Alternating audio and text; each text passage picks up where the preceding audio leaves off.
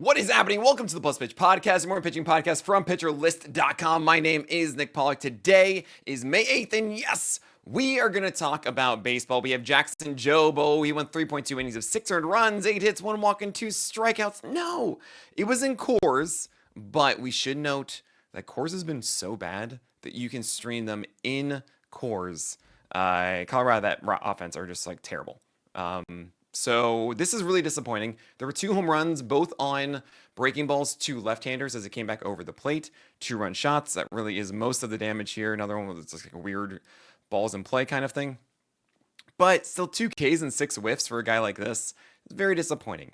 Now, Jackson Jobe is a pitcher that I did not expect to be amazing at this point. I think of Jobe as someone who by June or July should be better than this. It's hard, though. It's a really tough sell in that we're not seeing Jobe get whiffs. We're not seeing this guy that's just like, oh my gosh, the K-minus walk is so good and the ERA isn't there. What I do see, though, is a really good curveball that isn't quite being utilized right, an unreal slider at 91, and then fastballs at like 96, 97 that guys are just hunting for a lot. And I think there's something about Jobe in the way that he pitches. Maybe it's the 6 feet of extension. Maybe there's tipping of some kind. Maybe it's arm angle changes in some way that makes it easier for guys to pick up what he's throwing. But Jackson Jobe right now is kind of easy to pick up and make contact with. However, the wide arsenal does suggest that there is a path or a way that these pieces fit together to be an absolute stud and be hard to hit. Now, this could be the Bobby Miller problem of having a lot of good pitches that all are really good stuff and it just doesn't feel like you're putting it together. I will say that I think Jackson Jobe has 2 advantages. One, I think his overall approach and tweaks are just a better level. The Dodgers are very much straightforward, like just throw your stuff, while the Tigers actually do believe in their pitching coach and their system to make this a little bit better. But 2, Jackson Jobe's command, I think, actually is pretty good. You watch him game or at bat by at bat, and you see there is a game plan, and he's generally around that, and that should not be underrated. Here's the thing. In your 12-teamer, if you want to drop Jobe, by all means, go ahead. You can do that. I very much understand it. I'm tempted to do it myself because it's just I'm sick of waiting. There's no real outline of when this will get better. Also, you might want to hold on to it because how this looks moving forward, everything that he's gone through, that's been the investment period, right? That's been us understanding that this will get better later on. And here we are on May 8th. You have to ask yourself, how much longer am I willing to invest? Let's just imagine that you're picking up someone else off the wire as a spec ad at the moment, and the name Jackson Jobe doesn't matter. Are you okay with 2 weeks of waiting at this point, 3 weeks or so? Or do you just kind of get this idea he'll never figure it out at this point? Because that's not necessarily the case. So debate that, see your options on the wire, see how your staff is going. But if you have too many of these that are just like not working out and you don't really know what to hold on to or not, I understand how Jackson Jobe could be one of those that you're like, yeah, you know what? I'm going to stream instead. The good news is that he hosts the Red Sox, which is not so bad to do. And then he goes to Toronto, and the Blue Jays are not really the most powerful offense at the moment. So those are good matchups again for Jobe. It might be good enough for him to succeed. He's also had a season of not really having a low floor outside the last 2 starts. And as he's going through this development phase of not actually hurting you, which I've always liked. But now we've seen that floor, and now it's harder to go through. This is always the most difficult part with a starting pitcher is after the worst start, what do you do? I'm going to hold Jackson Jobe a little bit longer. I love the slider usage, and I think that this will get better, not worse. Michael Wacha against the White Sox, 7 innings, 0 runs, 3 hits, 1 walk, and 5 Ks. This was a slam dunk of a game here, or matchup for Michael Wacha. And by the way, it was so funny being at the Yankee game last night. And the moment that the Padres took the lead, the entirety of Yankee Stadium, as the pitch was coming in, was cheering because the Knicks won at the same moment. And it was such a surreal feeling of Yankee Stadium being happy that they're losing all of a sudden. But yeah, slam dunk. That's why I'm mentioning that. It was actually kind of weird, by the way, that Michael Wacha had 2 for 18 whiffs on the changeup and just 21% usage. So blame it on the White Sox. It's kind of funny that him not even having that amazing pitch still was fantastic. Probably wouldn't have happened if it wasn't one of the White Sox. Okay. Sonny Gray, 92-93 is cool. We've got the low sweeper. We've got backdoor curves. We've got things working over the plate. Blame it on the Pirates a little bit, sure. But it's nice to see him really have a good start here. 7 innings of 8 strikeouts and 3 base runners have shut up ball and got the win. Lovely to see it. We obviously keep starting Sonny Gray. This was Sonny, not Gray. And Kodai Senga, too. I mean, really nice to see him do well against the Diamondbacks. I've been a little bit doom and gloom with him as the four-seamer velocity has been down. The cutter usage has been a little bit off, and the ghost fork hasn't been as overwhelming. And those kind of stuck around. I mean, the 21% CSW and sub 95 mile per hour velocity for Senga's four-seamer is still present. The ghost fork with 2 for 19 whiffs. The cutter, though, was pushed up in usage, as it should, and it generated outs. 5 walks here for Kodai Senga, though. 6 innings, 0 runs, 2 hits, 5 walks, 4 Ks. That cutter saved him. So I'm hoping that we get Kodai Senga really working well with the ghost fork getting whiffs, cutter just being the stabilizer, and four-seamer just kind of surviving around the zone. I hope that's what we see next against the Pirates. Christopher Sanchez against the Rays got the win. 6 innings, 0 runs, 1 hit, 3 walks, 5 Ks. Everything is fine, right? Well, yeah, no, maybe.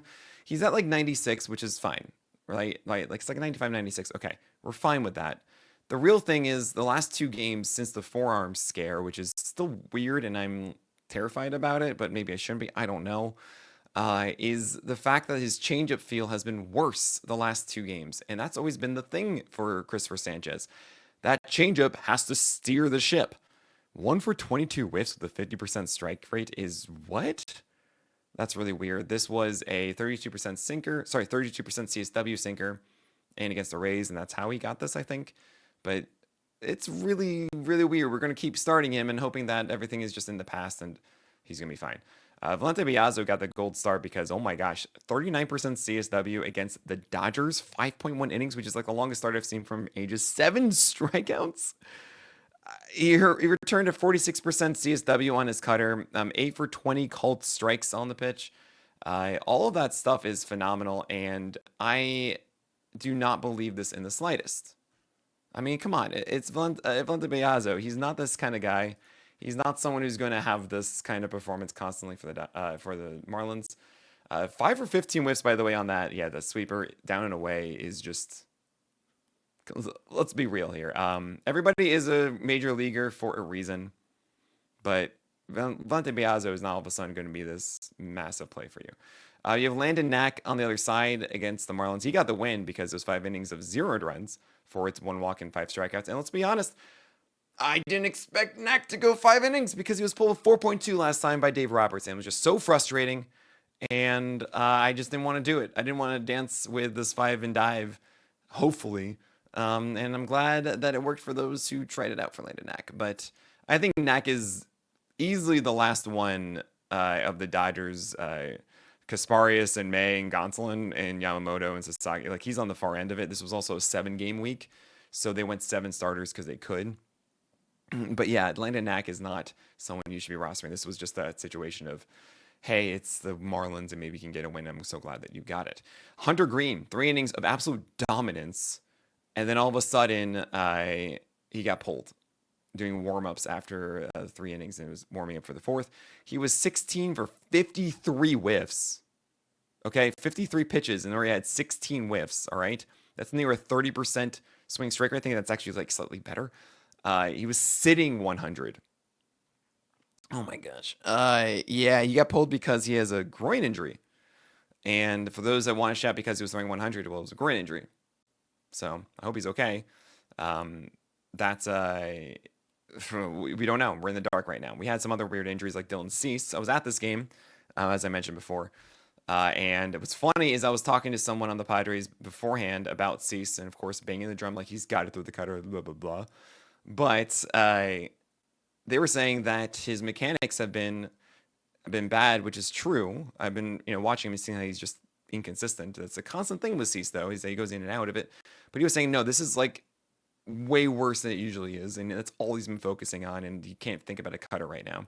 And it's like this is the 10th thing he's got to think about. And then so I go watch him. He's 6.2 innings of 101, 1 hit, 2 walks, 9 Ks. He had a no-hitter going into the 7th, And a two-strike high four-seamer out of the zone to Cody Bellinger that he somehow hit out of the park, I still don't get. He had 20 whiffs for a gallows pole. I mean, he was filthy. Judge was striking out to him, and even that was like, yeah, he's going to throw a slider down. Probably Judge knew too, and he still couldn't hit it. Yeah, he was killing it. So maybe now we'll get the cutter. But oh, wait, no, he got removed, right?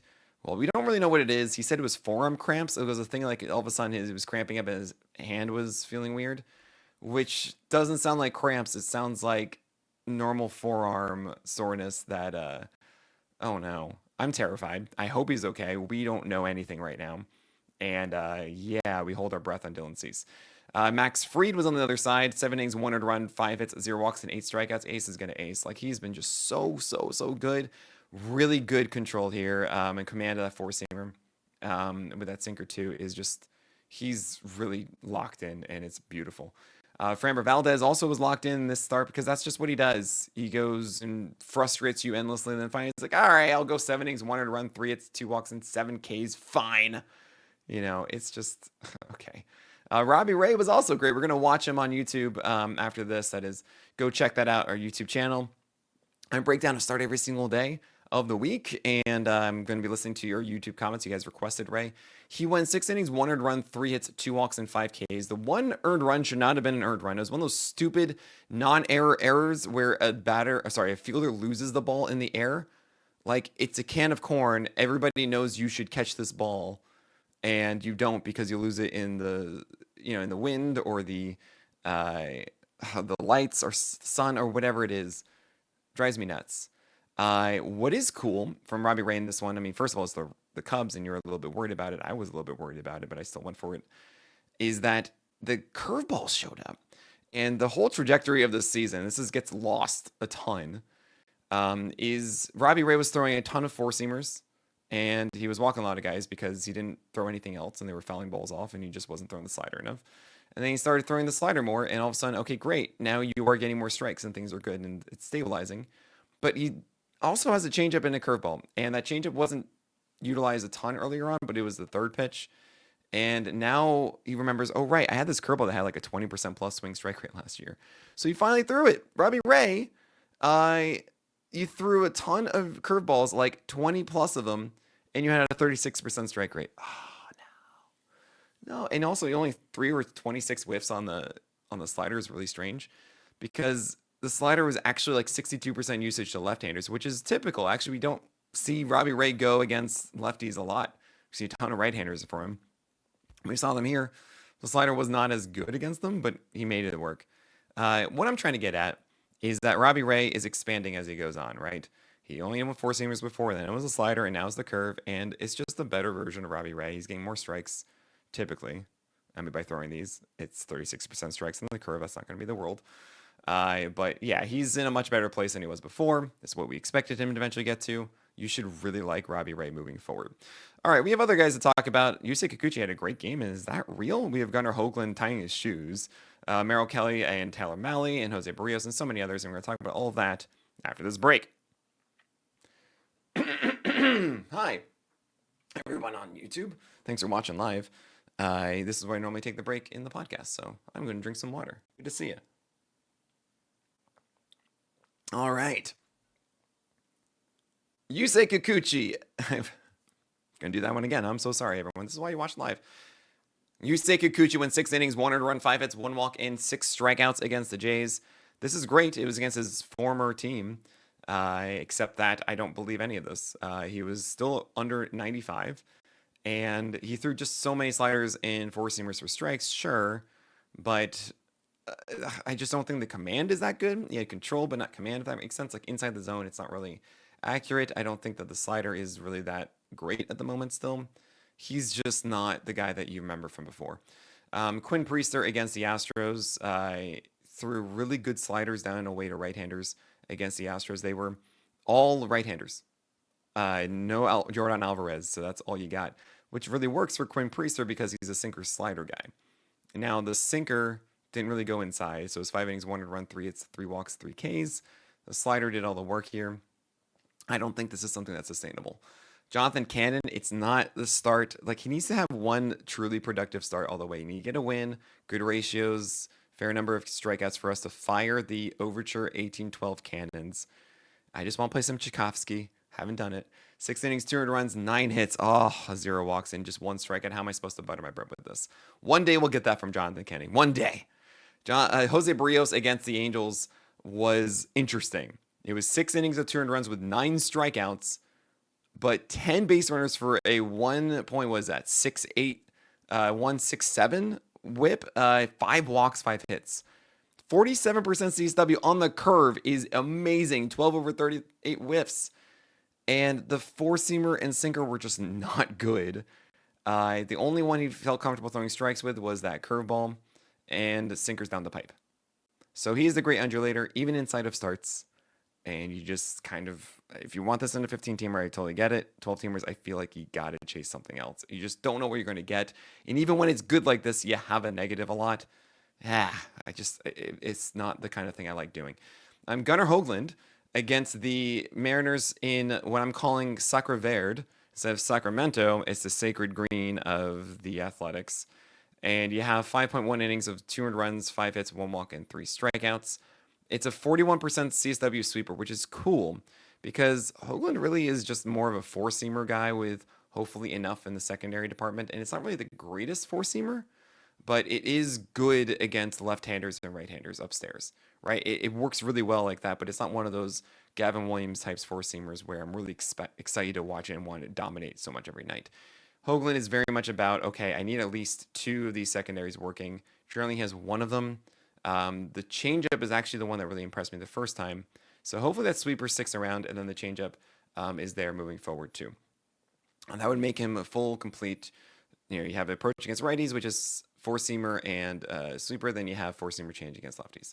Tyler Mahle against the Red Sox in Fenway survived 5 innings of 200 runs, 4 hits, 1 walk, and 0 strikeouts. How am I supposed to butter my bread with this?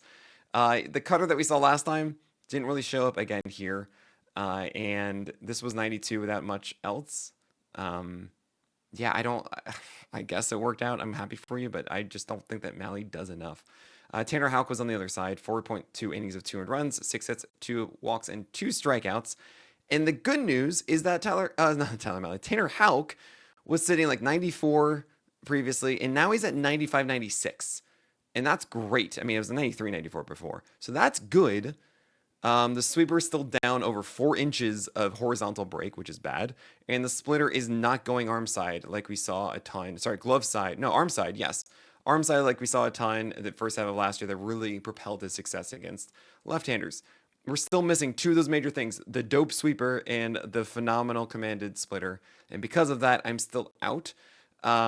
I just am happy at least the velocity is up to help mitigate disasters. So that's why it was 200 runs here and not more, because those secondaries really need to be the things that work for Tanner Houck.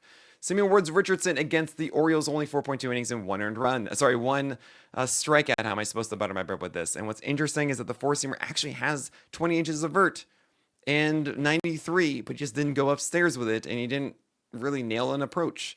And that's the kind of problem with Simeon Woods Richardson. I can understand if he goes high 4-seamers all the time and then does the Blake Snell blueprint with sliders down. It's not a novel concept. And I imagine he's trying to do it. He just can't really at the same vert and velocity. There's also a changeup that only went 3 for 11 strikes here. So it was 2 earned runs and 4.2 innings against the Orioles. I just don't think the juice is worth the squeeze here. Merrill Kelly is your quality start Toby Darling. So it was 6.1 innings of 300 runs, but a 1 whip and 6 strikeouts. We'll take that every single time. It was a loss, but oftentimes that is a win for the Diamondbacks. He gets the Giants next. Great. Keep holding there. Mitch Keller against the Cardinals gave you a very, very poor quality start. That is a 10 base runner game with 300 runs and 6 innings with 6 strikeouts. Got the loss. This is kind of standard Mitch Keller. I just don't think he's going to have enough of those really great outings to justify the mediocrity in between. Ben Brown was a streaming victory according to chat, and I don't know if it is, but I guess so because it was 5 innings and 9 strikeouts. But I'm not happy with 300 runs and 6 hits and 2 walks. It's not the worst ratios we've ever seen. And I really hate the fact that Ben Brown still does not have a number 3 pitch. It is a changeup that is 0 for 3 for strikes, so literally just doesn't. And you have the 4-seamer in this one going 8 for 65 whiffs, which sounds like a lot. 8 whiffs, oh my gosh, but then you realize it's 65. So that's like what, a 13% swing strike rate, something along those lines, which isn't amazing. Maybe it's a 14%, quick maths. But yeah, I don't think that Ben Brown is good enough with just two pitches. This was against the Giants. It should be better ratios than that. I mean, I'm happy for the 9 strikeouts, but I don't know. I don't think that he's enough. Charlie Morton started again, and he's just not good enough, guys. I feel bad for him. He shouldn't have come back one more year. So don't go for Charlie Morton. Logan Allen didn't do well against the Nationals, and yeah, you shouldn't be going after Logan Allen. We had some disappointments, and I'm going to go with Chase Delander first. 3 innings of 6 runs, 5 hits, 3 walks, 0 Ks, because he should be starting Chase Delander. He's empty velocity, 97, 98. The curve that had strikes in the past did not have strikes here, and there you go. But yeah, we had 4 guys of disappointment. 1, Grant Holmes, 5.1 innings of 4 runs, 7 hits, 1 walk, 5 Ks. Man, so annoying. You got to do better than 12 over 88 whiffs against the Reds. The curveball should be that bigger whiff pitch. Only 10 thrown of them, half of them for strikes. And it's just fortunate. It's just annoying. This was 2 solo shots that really messed up the game. You know, obviously he had 2 other runs, but those solo shots are just what kind of ruined this one. And it's been this whole tumultuous season of Grant Holmes. After that Dodgers game, I think we got more excited, especially because he was hosting the Reds here.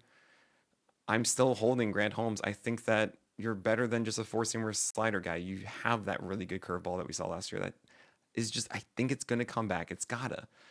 And then everything kind of clicks together and everything's cool. So you get the Nationals on Monday. That's great because the Nationals are not a good offense. Please show me that curveball more than 10 times. Try to really get that feel back. Michael Soroka, it's disappointing because I was actually in on this saying Soroka had 6 for 18 whiffs on his changeup in his last rehab start, and that should be really good against the Guardians because he has a left-handed lineup. That's a good nullifier, and he actually didn't really do that. It was sliders working really well for 5 innings. 5 innings of shutout ball with 8 strikeouts and 2 hits and 1 walk. And then all of a sudden he allows a walk and 2 singles and then a base clearing double, gets pulled from the game, and that guy scores. So you have 5 innings, 4 runs, 5 hits, 2 walks, 8 strikeouts. Careful Icarus all the way through. Pretty interesting to see the slider go 50% CSW though. And he does get Atlanta next, which is a little bit scarier. But I do think that Soroka will turn into a Toby. I think that you're going to generally want him in your 12-teamers. The slider is much better this year. That changeup looked promising in AAA, and I do think that over time it should be good for him. And it's fine. It's not overwhelming because the fastballs are not overwhelming. But the slider looks good enough. And yeah, that's a 12-team Toby to me. With maybe a Toby in the sense of chasing the strikeouts a little bit more, maybe like a hipster, but not even that. He's a Toby. Brian Wu also was disappointing. 6 innings and 5 earned runs, 8 hits, 1 walk, and 6 Ks. He was bamboozled in the first and then settled down, and he's still great. And I feel bad that it's the list curse. You get the focus of the list, and you have a bad start that week. That's just what happens, right? I'm too volatile, too reactionary. No, I mean, let's be honest. Brian Wu, unfortunate in Sacramento, didn't have a good day. He still pitched well. And last and not least is Shane Baz against the Phillies. 3.1 innings of 600 runs, 8 hits, 2 walks, and 3 Ks. And yeah, he's looked rougher the past few. The last start was worse than this one because for a couple reasons. Mainly that the 4-seamer was 97-98 with a 74% strike rate. But the other part is that the curve was pretty good in the zone. It just wasn't tempting along the edges enough, and the Phillies kind of sat in there and had their way with it, right? They swung a lot, they made a lot of contact on those high zone pitches, and that's that. The changeup was good against lefties, and I dug that too. I think that this could have been better if it weren't against the Phillies, and I think a lot of people are worried about Baz because he was so good in the beginning, now he's not so bad. It's like, well, this feels like the real one. That's always what happens, right? Is that this feels like the real one, the one that just happens. And I feel that way too. A lot where you have the amazing outing. I'm like, oh, this is the real guy. But I don't think that Shane Baz is this pitcher. I think he's more like the one we saw for the earlier parts of April. And I feel like this is a step forward actually from the last one. That is it for today. Thank you all so much for all of your support. If you didn't check out the updates we made to the Pitcher List live stats app, Go check it out. It's on Blue Sky and on Twitter, inside the Discord as well. It's for those with PL Pro. You'll see an incredible dashboard of live pitch stats that are Statcast data, some of our own unique ones as well, pitch plots and everything to track as the game goes on for every single pitcher. It's amazing. Go check it out. That is exclusive for PL Pro members. That is it for today, though. So my name is Nick Pollack, and may your BABIPs be low and your strikeouts high.